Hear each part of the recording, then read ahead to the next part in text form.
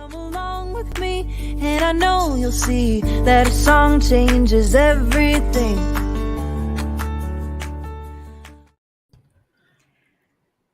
Hello, everyone. I was going to say good afternoon, but for our guest Depends today, where you are, huh? Yeah, our guest, Jason Sotiris, is joining us all the way from Australia. So it's 7:30 in the morning, his time. I am Catherine Pardesini, and I'm Richard Wilmore. This way. And this is Jason. And Jason is the creator of Supertee. And I'm going to let him talk about what that is and how it came about. Welcome, Jason. Morning or afternoon, depending where you are. Hi, Catherine. Jason, Hi, are Richard. you a coffee drinker? Yes, I've just demolished my first of the day, so Good. I'm ready. Okay, we can be friends.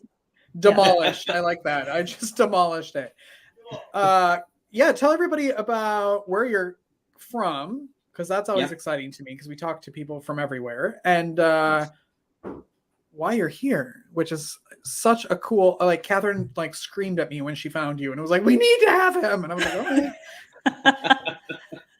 Go stalk him and find him.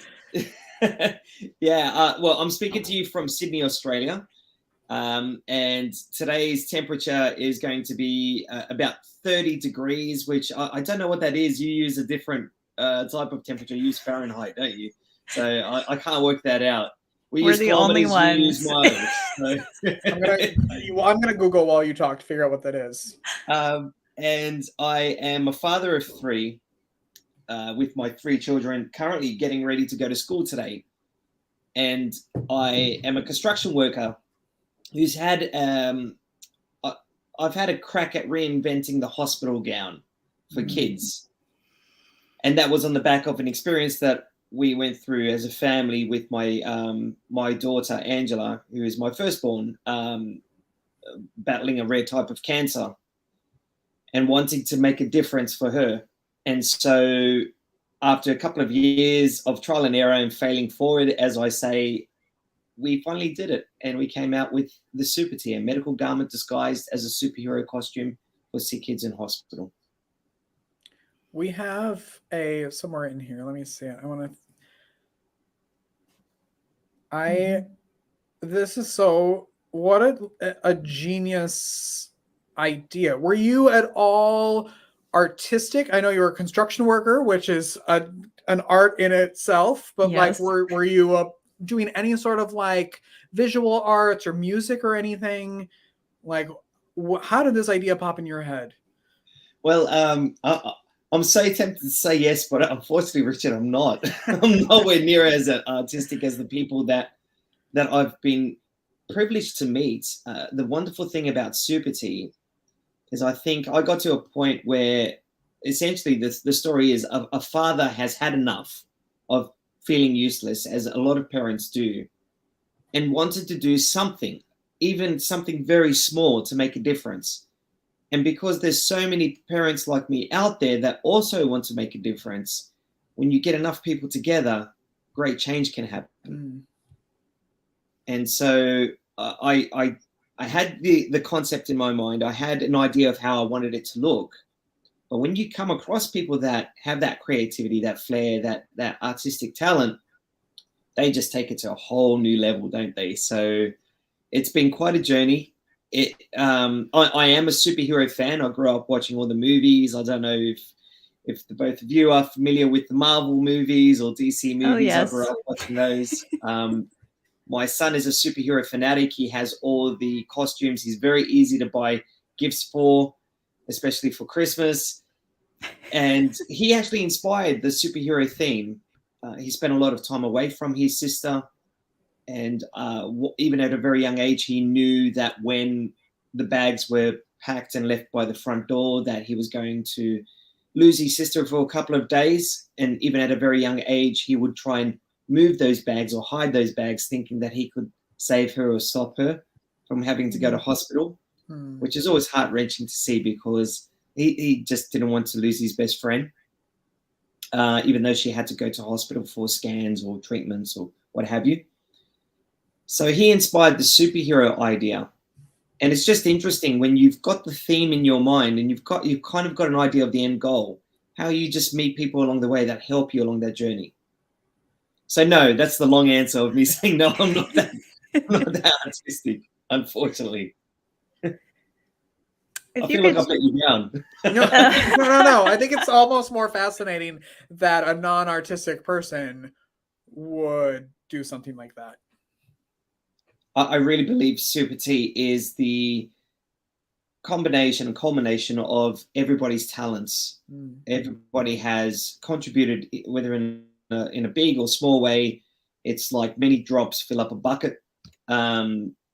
It's, you know, it doesn't get there without the help of others, I think. You talk about this concept of failing forward, and I was wondering if you could share a little bit about how that showed up in this process of creating Supertees, because I think like we hear these stories and it sounds so nice. It's like they had this idea and here it is.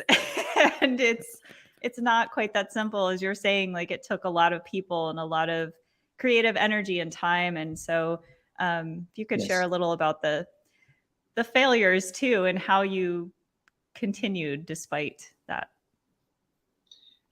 Well, I think if we start that answer with a little bit about me as a person, prior to my daughter Angela being diagnosed, I've always been that person to start something but never quite follow through.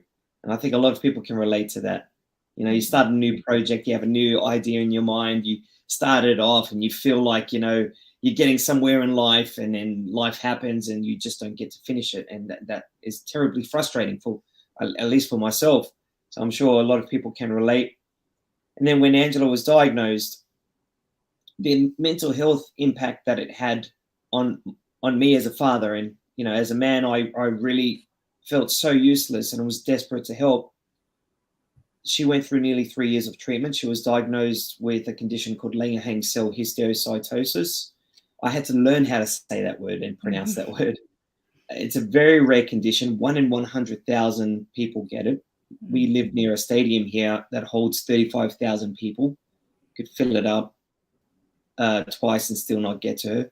And I had to ask the question that a lot of parents in that situation would like to know. And that is, what are her chances of beating it? And it's a very serious conversation that they tell you direct. And they gave her, based on other similar case studies, a 20 to 25% chance of survival. So it was a completely hopeless situation. The evening that after we were just given our diagnosis, we were ushered into a hospital room where she was going to treatment. And just after a terribly sad day, I had to hold on to some type of hope. I had to have something positive. So I made Angela 2 promises. The first promise was, I don't know how Daddy's going to afford it, but as soon as we get to walk out of this hospital, I'm taking you straight to Disneyland. And the second thing was, I'm going to find a way to keep this invisible monster away. So that really ignited a fire in me to want to do something, to at least be useful, to at least be something that works against this enemy. And what followed was 3 years of just, you know, anything that could go wrong for this kid went wrong, from infections, reactions, relapse. It took a clever team of people, an eminent doctor in Texas, to really make a difference for Angela. While she was in her hospital bed, and, you know, the chemo that they give the kids, it's quite harsh, some of it, and it causes them to lose their hair and to lose weight. And you can see that they're becoming this frail, fading version of themselves, I think is the only way I can describe. And that just added more desperation to me to have to do something. And when you have a lot of time and a lot of passion to help, I think something will eventually come your way. You're looking for a way to make a difference. And I just noticed after one particular day, Angela, after she was given chemo, you know, caused them to throw up quite often. And hygiene is the one thing that we as parents can control. And whilst they are confined to a hospital bed and they have all these wires and tubes, she had a heart monitor, she had a cannula, and she had something called a central line, which is essentially a plastic tube that just pops out of her chest, which is how they administer the chemo and withdraw blood for testing and that sort of thing. It was very hard to keep Angela clothed.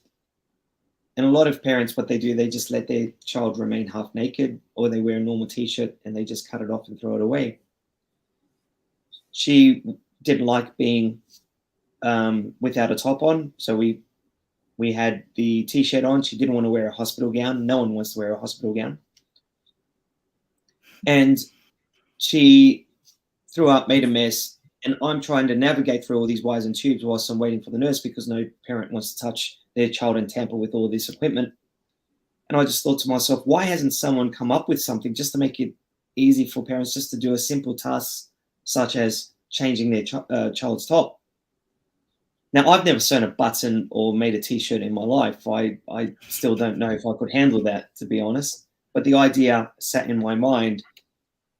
And as I sat by her bed after countless nights, I would just look and I would wonder and I would think and I would imagine in my mind, how could I solve this problem? So I identified a problem that would make it easier if I could overcome it. And we went to work with different prototypes. We opened it with Velcro, buttons, zippers. I think all in all, with all the minor adjustments we made, I'm not surprised that we reached close to 200 prototypes. Wow. There's just a lot of ways that you could create a garment to cater for different things. But the good thing was, when you spend nearly 3 years in hospital, you get to form relationships with nurses and other parents. And when you share the idea with them, they're more than happy to help, because they know how much it means to you, especially when you express it with passion. So they became a wealth of information, and I got to see a lot of the common problems that parents and nurses faced. I think a lot of people feel how much of an impact it makes financially on the families when a child is diagnosed. Often mum or dad or both are not working anymore. And so that impacts your finances. So here I am, I've got a child that needs constant care. I've got very little money, but I've got this idea. Again, you put that request out to the universe, something in time will come back if you keep asking. You learn very quickly who is there for you in your toughest times. When you find yourself in a situation like I was in, you notice who comes to visit and who doesn't. Mm-hmm. Who is there for you when the going is tough. And a friend came along quite often and just wanted to help, and I shared the idea, and he became my my partner in as he invested funds into trying to bring this to life. And I put whatever life savings I had into this. I needed this to happen so much. The impact it had on my mental health, I had this agreement with my partner Vanessa that in front of Angela, everything was fine. Everything was great. I can't tell you the number of times that I made silly fart sounds or poured water over my head or pretended to fall just to make my child laugh and make her feel like, okay, maybe things aren't as bad as they appear. But in that hospital hallway or in that car or at home, I'm yelling at myself in the mirror. I'm punching walls. I'm really hating myself for being so useless and such a crappy dad, because I can't do anything to help this little girl. So the idea comes out. We have funding. We start going to prototype stage. And when I say prototype, there was a lovely old lady that lives a couple of streets away from where I live. And she is known for making alterations to children's school uniforms. And, you know, if you bought yourself a new dress or suit and you just needed it alterated a little bit, you know. Those people are magical. I love those people. Well, she took pity on me, and geez, she was patient. And she said, I'll help you. So she was the one that went through all of these various prototypes. But we eventually came out with a design.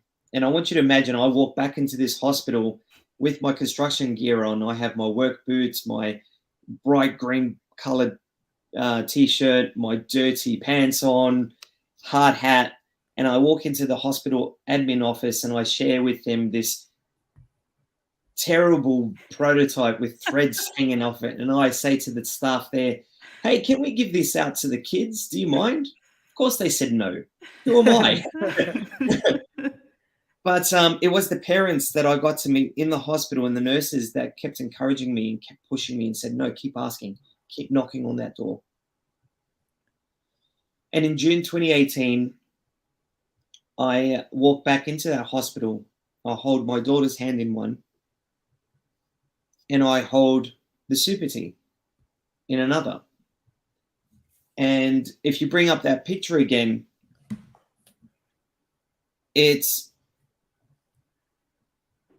we settled on plastic press studs that go from the underarms down and over the shoulder. It's cotton just like any other hospital gown. The underarms are exposed for the thermometer checks that nurses check every 4 hours, the temperature of a child. Mm-hmm. The shoulder studs are allowed to bypass all the breathing tubes, feeding tubes. You can have as many wires and tubes as you wish. You can organize them and bypass them. They can go through an MRI machine. But it was about how do we bring this experience to a child? How do we make this child feel like they're a superhero? And that's when the creativity and imagination came in. This is the fun part. I loved telling this part of the story. There was a student that I came across at some event, and she mentioned she was a graphic designer. And I said, I really need your help. And she helped design the first graphic to place on the Supertee. This is before we had the Marvel edition. And we spent hours trying to create one that didn't replicate any existing superhero design because we didn't want any infringements or any cease and desist letters. And it was another parent that said, hey, why don't you present this as a care pack and not just as a shirt? So it was being a medical garment, we need to find a way to protect it. So we looked at different packaging and then we found that, okay, we're going to put this in a biscuit tin. Mm-hmm. If it's safe enough to keep your biscuits and your cookies, it's safe enough to protect a medical garment. It's my motto of life. I love that. It came with stickers. It came with a comic book that a comic artist in Florida designed for us. And it told the story of, and it's just, if you could just share your imagination with someone and you share your vision, they just pick it up and then they add their little magic dust to it. Mm-hmm. So, and yes, when I say failing forward, there's always alterations. And I found myself having to let go of perfection very quickly. I was after progress because I needed to come out with this. And it's interesting when you set a date that this needs to come out by, how quickly people move, because there's no time to be slow. You've got to meet this date and it's not negotiable. So in the comic book, he designed images that told the story about how we used to visit hospitals before COVID. We would have these amazing costume entertainers that spend ridiculous amount of money on their costumes, cosplayers as they're called. And we would give them a script on how to interact with the children. And the story is that they were giving up their time saving the world and fighting crime to meet their hero, which is the child that they've heard so much about. And it's an interesting interaction when you have Captain America asking a child, how can I be brave like you are? And we had a special thing for it. It was called The Moments. It's when the child is confused. Why are superheroes coming to visit me, wanting my autograph and picture? That moment they go silent, that maybe just for a moment, they're starting to see what others see in them, which is you are amazing. You're super powerful. You're stronger than you think you are. Everybody thinks that you're a superhero. Maybe you can believe that too. And here's a costume of your own to prove it. Our slogan was every superhero deserves a costume. And I just love that. So we launched in June 2018. The media caught on, and I had to give up my job as a construction worker because I fell in love with this. We started as a for-profit, for-purpose, not knowing, would this be something that would sit on the shelves of gift shops? Everybody was buying these, and we would say, where do you want me to send your Supertees? And they would say, just give it out. So it had to become a charity. So again, failing forward, it's like you go one direction. You have to be able to adjust and adapt.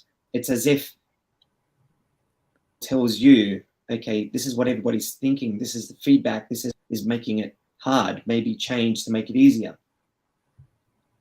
So we got our charity status in October 2020.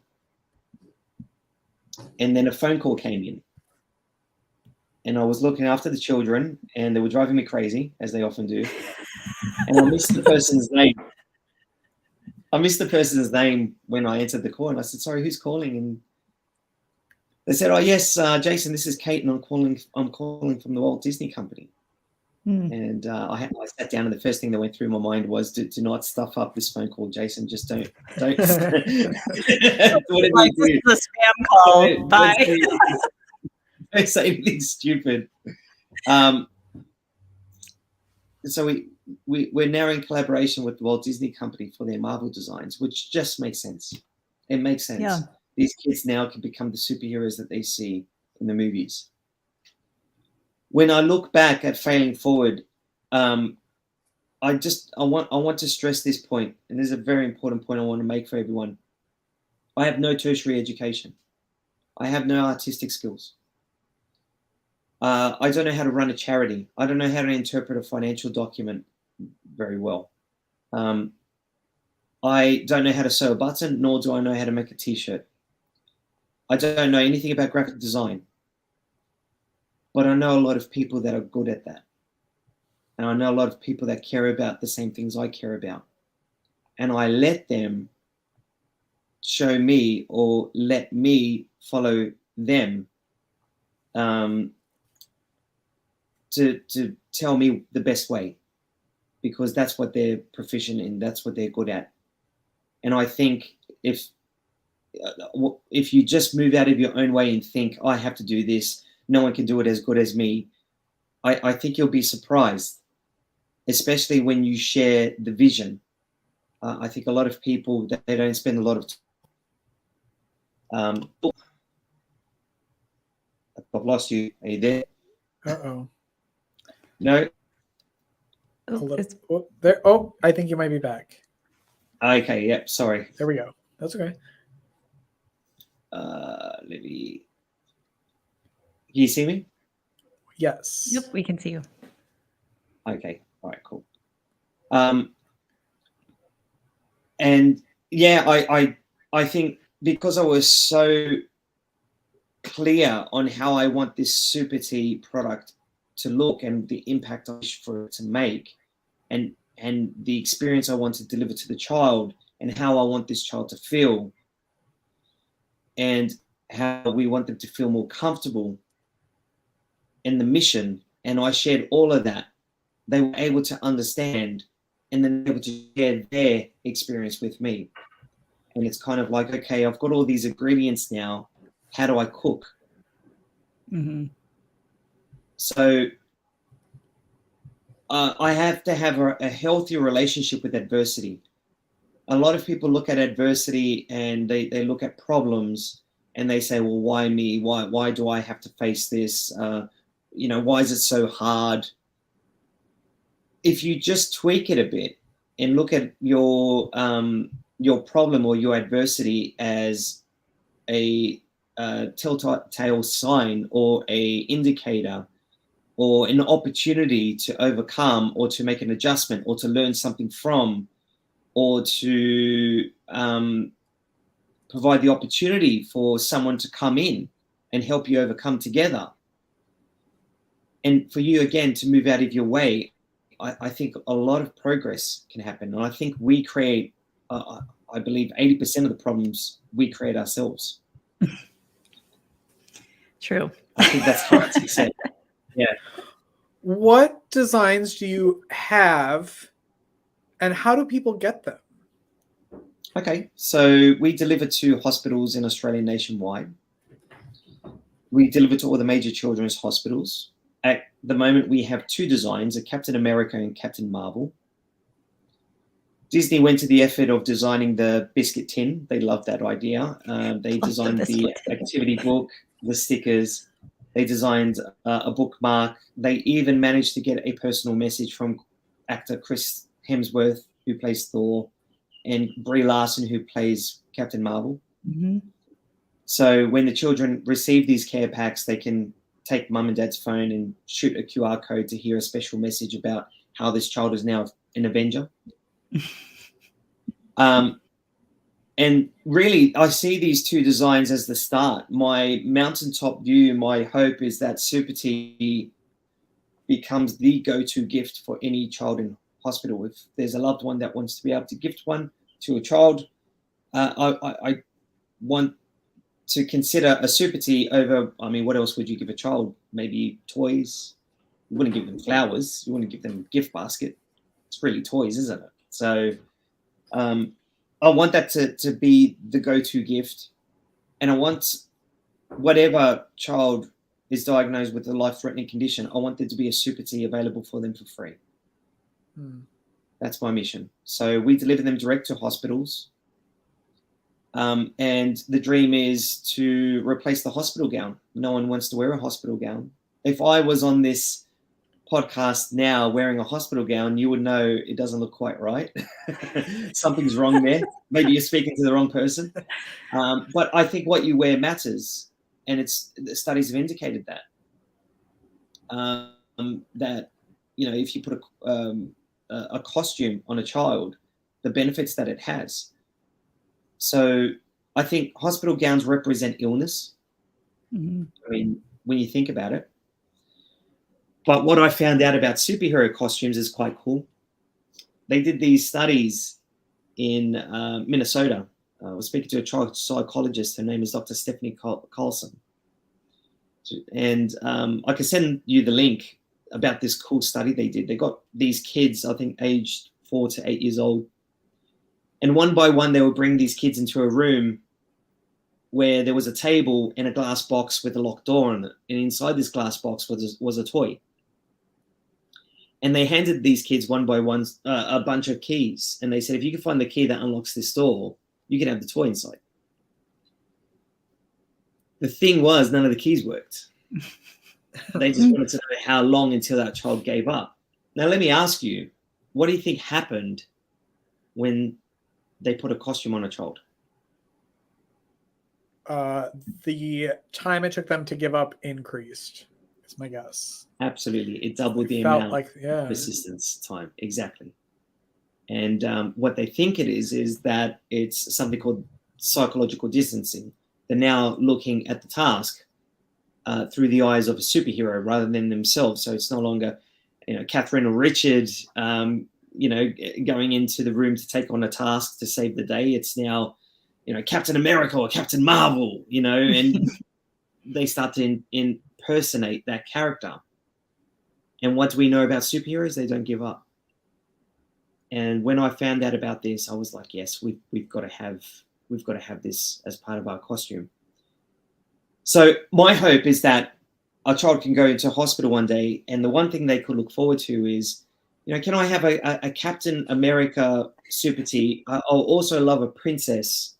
Can I also get a NBA Houston Rockets? Can I also get whatever they consider themselves or want themselves to be perceived as, and for them to have fun with, I think is the objective. Have fun, yes. Yeah. And I think, sorry, go. Part of what that does too, and this is one of our goals with Hearts Need Art, is that you're humanizing their experience in the hospital. So instead of it just being everyone, it's the same gown, it's the same room, you know, you're bringing in elements of their personality, whether you're making art together or music, or it's in the garment that they get to wear. They get to make a choice, so that they're not just another patient sitting on the ward. Exactly. Yeah. But I think it goes a little bit further than that. It's the power of imagination and the power of imaginative play. Correct me if I'm wrong. The purpose of art is to invoke emotion, some sort of emotion. And it's the platform to express one's emotion. Would you agree with that? I would agree with that. 100% yes. Yeah. So by wearing a costume, we're hoping that it changes something within them. Mm-hmm. Aside from the fact that it's a costume that is practical, that helps them feel more comfortable, but it's what it symbolizes. I would love for this garment, and it's going to sound strange what I'm going to say now, but I think you'll agree with me. I want Supertee to be so cool, so respected, and so loved that it makes healthy kids jealous. I hadn't thought of it that way. Well, I mean, the opposite happens so often. There are so many children that are looking through their hospital room windows and they're seeing the playground on the ground floor and they're seeing kids play there, and they don't understand why they can't go down to play, why they have to go through all of this, why me, why can't I be like them? Right. And they are terribly jealous of why they can't just live a normal life like other kids. And Supertees are given to very, very sick kids. They're given to children facing life-threatening conditions, serious injuries, burns, even victims of physical and sexual abuse. They are given to very, very unwell children. And we're not even scratching the surface on the number of kids that we can help. Just by comparison, there are roughly about 13 major children's hospitals in Australia. From last count, I believe in America, there are close to 253. So there are a lot of kids out there that need help. Yes. How can people support you and Supertee, and what's the best way to connect with you? So for me, I have this dream of a Supertee available for any child that needs one wherever they are in the world. And I would love to introduce the Supertee to your side of the world one day. And I know it's a big problem to overcome, but we're going to call it a challenge or an opportunity or an adversity. Because just like I've solved all the other problems or adversities and challenges in my life, it has been with the help of other people. I can't just rock up to the States and say, hey, here's Supertees. There you go. No, it's going to take an army of people. It's going to take a community that care about kids, that see the merit in this and want to make an impact. And just even by sharing this podcast, just by sharing it to groups, in Facebook groups, to other parents, it's amazing the capacity and I think we underestimate how much of an impact we can make individually. So sharing on social media has the best chance. It's free advertising, guys, just by clicking share and making a bit of a write-up saying, hey, listen to this because I think this will help others. If anything, you're helping to raise awareness. But we do have our own website. It's Supertee, and I spell it, as you can see, supertee.org.au, or as you can see on the word there, supertee.org.au. And just support us. We have a handful of people that have discovered us, and they live in the States, and they're doing everything they can, knocking on doors to try and introduce the Supertee over there. And if it happens because of the help of others. So yeah, there's that. And also, I forgot to mention, we are a registered charity, and we also have a registration status in America. So by donating to us, even though we're in Australia, you do get a tax deduction in America as well. Wow. Awesome. And I put the link in the comments. So wherever you're watching this, you can go click on that. Or if you're listening to it, I'm sure it's in the show notes. Catherine's really good at that. As someone who was in the hospital this year for a couple of weeks, I kept thinking like, I want one of those. Like, as an adult, I feel like that would just be, like you said, like it would just be fun. Like that's what I would love about it. Is just the reaction from my staff coming in, like seeing that, like everybody gets to experience that, and even not just the child, like everyone gets a little boost when they get to interact with them, and I just love it so much. It's such an awesome idea. Yeah, well, we cater for ages 1 to 12. We do have prototypes for an adolescent version. Yes. The feedback that we have so far is that they would love a garment that has some real smart-ass remarks on there. That humor has so many benefits. And I think, Richard, you might like what we have in store. It'll be the sort of raised eyebrow. Are you sure you want to say that? I think we need to check back in like in a few months and see where this is at, because and then put a warning before we talk about it. This might be our first not G-rated explicit podcast. Yeah. I mean, well, I think we all suffer, don't we? We all suffer in our life, some shape or form. And suffering is a way that we learn and we change and we appreciate. And, there's a lot of lessons in suffering, but it's something that draws us together because it's so common and it's something that we all share together. But humor is a way to make that suffering a little bit more bearable. Suffering and love, I think, are the two things. And kindness. I think kindness is the antidote to suffering. I really believe that. I want to talk forever. I want to talk forever. Every time, yes, because it's just so. I want to hear just how your life. I need you to come back at some point, and talk again, just about your own journey through this, outside of like the behind the scenes, like as a caretaker, as a parent, as someone who's starting this organization. Like I want to hear all about that. But we promised you a half an hour and we're at 40 minutes. So yeah, apologies. No, that's not your fault. That's our fault. But before we leave, can we ask how your daughter's doing? Can we get an update on her? So Angela had her scan last week. She was diagnosed at 1 year old. She was born in 2012, diagnosed 2 weeks after her first birthday in 2013. She's 10 years old. She had her scans last week and they all came back clear. Thank God. Yeah. We have canned clapping, but that's amazing. How does she is she able to now kind of process it more, what she's gone through, and how does that make her feel knowing that?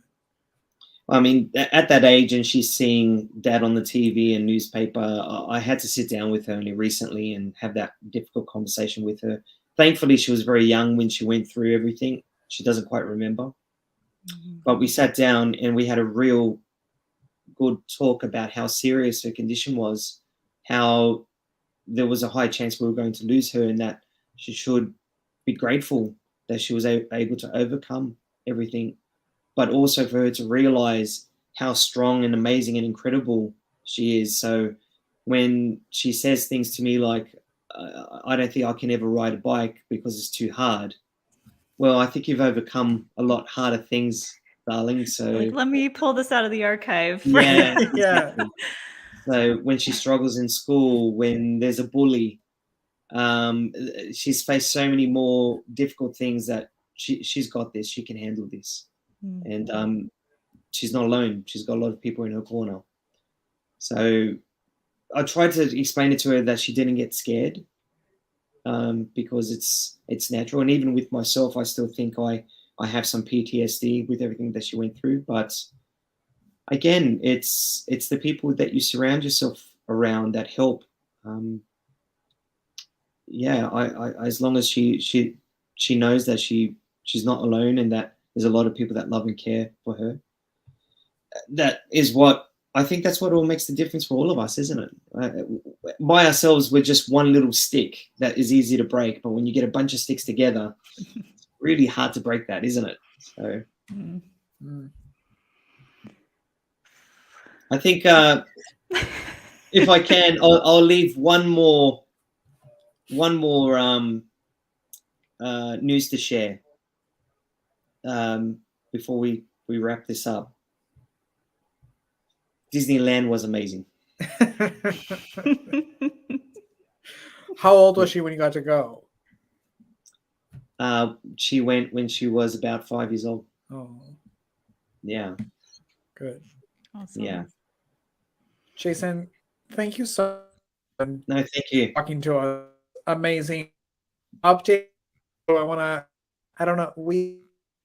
Again, one of those one person things. I feel like we need to help you get here in the States. We work at Hearts Need Art primarily with adolescent young adults, but we do some with children, and we have connections. And Yes. it was just such a great organization you've put together, and what a great mission. Thank you. Thank you. It'll be an honor to have any support, any help whatsoever from our friends on the other side of the world. So yeah, if you find one day you hear that Supertee has arrived in America, it is because of the help of others, and I wouldn't have it any other way.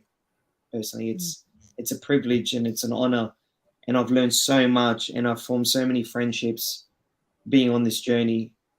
The world can seem very cold and cruel sometimes, but there are good people out there that want to help and make all the difference. I am the example of that. I would not be here without their help.